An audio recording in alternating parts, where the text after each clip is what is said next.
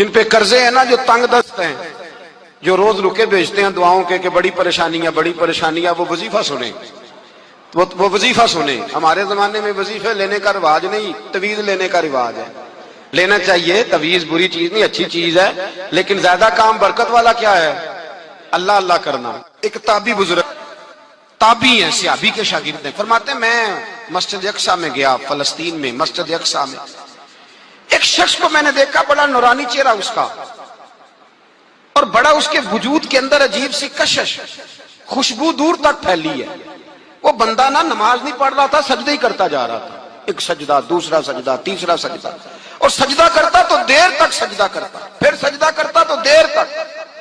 کہتے ہیں جب وہ فارغ ہوا تو میں نے گزارش کی، کہتے ہیں جب وہ فارغ ہوئے تو میں نے گزارش کی، میں نے کہا بزرگوں ایک بات پوچھنے کو دل کرتا ہے۔ انہوں نے کہا پوچھو۔ کہنے لگے آپ اتنے سجدے کیوں کرتے ہیں؟ کہتے ہیں میں نے پوچھا تو بزرگوں نے رونا شروع کر دیا، اتنا روئے کہ ہچکی بد گئی۔